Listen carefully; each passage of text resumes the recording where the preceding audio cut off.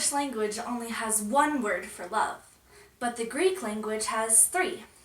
Philia means friendship, eros means romance, and agape is basically the love of God.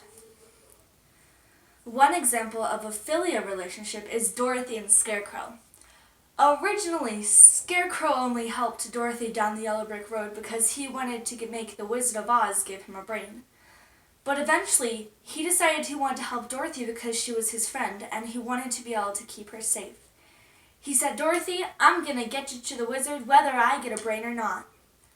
Their adventures made Dorothy and Scarecrow very, very close. At the end of the story, Dorothy says, "Scarecrow, I think I'm going to miss you most of all."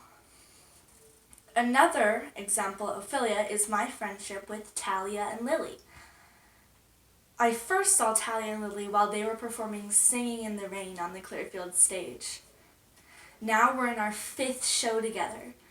I love being around these girls because we have a lot of the same beliefs and interests and hobbies, and we've really grown from not knowing each other to being really, really good friends. I've had them over a few times and they're really nice people. One of the reasons I know that we have a true solid philia friendship is because we don't want anything from each other. We just want reciprocal friendship. Another example of philia is the sons of Mosiah and Alma. Alma was the son of the chief judge/prophet. The sons of Mosiah were the sons of the king. They were all really high on that social status pole, so of course they would know each other because their dads worked together, and of course they were friends. The sons of Mosiah were with Alma when he got his big angel appearing to him revelation early in his life. Later in life, Alma decided to go on a mission, and the sons of Mosiah were going to go too. They just kind of were delayed because first they had to tell their dad that they didn't want to be king.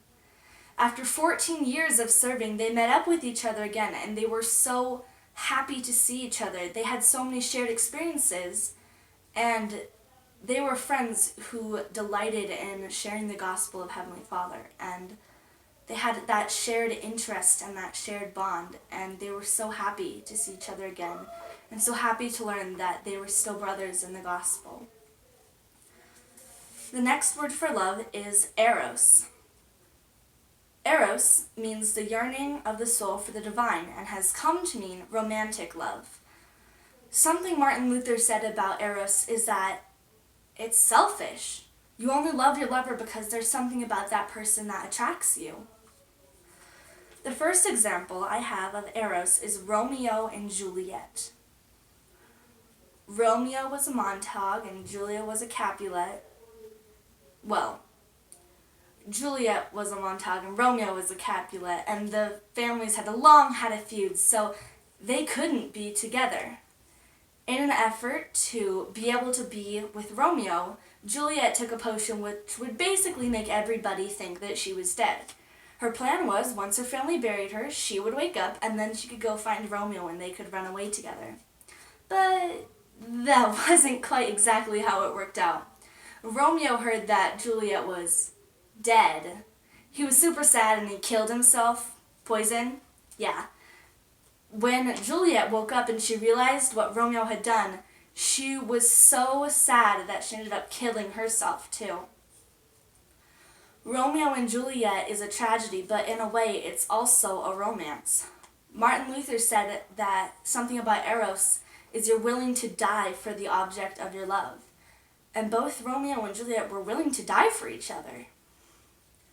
Another example of eros is Abraham and Sarah. Like said before, eros is selfish. You only love your lover because there's something about them that attracts you.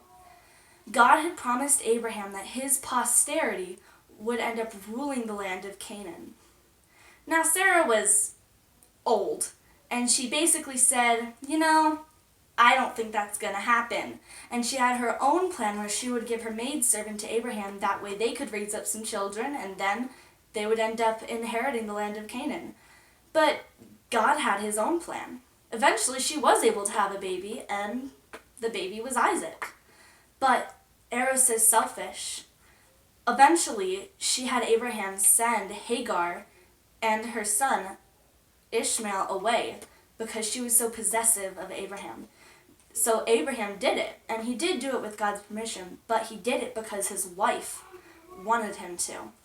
He loved Sarah so much that he bought her a fancy tomb in the land of Canaan. Another Eros relationship is my mom and my dad. My dad says that when he met my mom, he liked how she wasn't going to change her identity for him. He says that usually when people start falling in love, they're like, oh, I'll just do whatever you want to do. And then the other person's, no, I'll do what you want to do. And my dad says that my mom wasn't like that at all. They both kept true to who they were, so then they just kept switching off what each other liked to do, and they never had to compromise their identity. My mom and dad were actually set up. They were told it was a YSA activity at a ward member's house. They both showed up, and nobody else was there. Really cute, right? The activity was they were supposed to sing for their supper. They were supposed to sing for the food that was prepared. They sang, "Abide with me 'tis eventide." My mom says it was basically true love. She says that when she met my dad, he resonated in her soul. She felt like she already knew him, and she knew that he was her forever. The next love is agape. Something about agape is it basically means the pure love of God, which is charity and service. So agape is kind of the combined, and it's the love we have for those who are even our enemies. Victor Hugo wrote the novel Les Miserables, and it, eventually got made into a movie, and then it got made into a musical. In the story, Jean Valjean was a convict, and when he was given his freedom, he had trouble finding fair work. He'd originally been convicted because he stole bread for his sister's hungry child. He had been convicted and served in the chain gang for 19 years. Now, when it was hard to find work again, he obviously thought about stealing again. A kind bishop offered him shelter for the night, and in the middle of the night, Jean Valjean got up, he took some silver, and he ran for it. He was almost instantly found by the police, who brought him back to the bishop. The bishop could have condemned Jean Valjean, but instead of condemning him, he assured the police officers that Jean Valjean had been a guest inside of his home. He told them that not only was the silver Jean Valjean's, but he had forgotten some gold. The police officers left, and Jean Valjean is basically like, "Yo, bishop, why'd you do that?" And the bishop goes, "Because I want to show you the pure love of God. I could have shown you hatred and condemned you, but instead I chose to show you love because now there's a servant of God in you. I bought your soul for God, and now you get to use your new silver and treasure to become a righteous man and a person who is honest like Jesus." An example I have for service in my own life is with a girl named Marissa. You could tell that Marissa was struggling, and she admitted to me that she was being bullied in a bunch of her school classes. I decided to take action, and I have seminary at 6:30 every day. But before seminary, I would go to her house and I would put a letter in her mailbox. And they were always letters of encouragement, and I did this for 2 weeks straight. They had scriptures and spiritual insights and talks from the prophets and the apostles. And I didn't think of it as agape. I just thought of it as doing the right thing. So, while coming up with examples, I was like, I can't think of anything. And then my dad is like, what about this? What about this? What about this? What about this? What about this? What about this? What about this with Marissa? And I'm like, oh, yeah. And something about agape is so often in our lives, we don't do it because we're like, I have to be like Jesus. We do it because we know that it's the right thing to do, and it's inside of our morals. The ultimate example of agape is Jesus, when he said, "Father, forgive them, for they know not what they do." He had recently suffered incomprehensible pain and anguish in the Garden of Gethsemane. He took upon himself the sins of the world. He had then been betrayed by one of his closest friends for a mere 30 pieces of silver. He was delivered into the hand of those who considered him to be their enemy. He was mocked, threatened, beaten, and spit upon. Then he was delivered to another, to be scourged, mocked some more, and threatened to death. Having gone through all this and more, he was still able to offer those pleading words to his Father in heaven. Father, forgive them, for they know not what they do. I feel like agape is the most unselfish love, and it is. It is the highest level of love.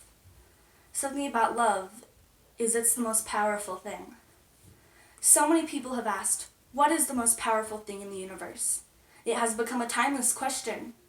What is the good that is productive and produces every other good? The answer is agape. Agape love is all-giving. Agape love is understanding and meek. Agape love is selfless service. Philia and eros can be great influencers in today's world, but agape, the pure love of Christ, is the most powerful.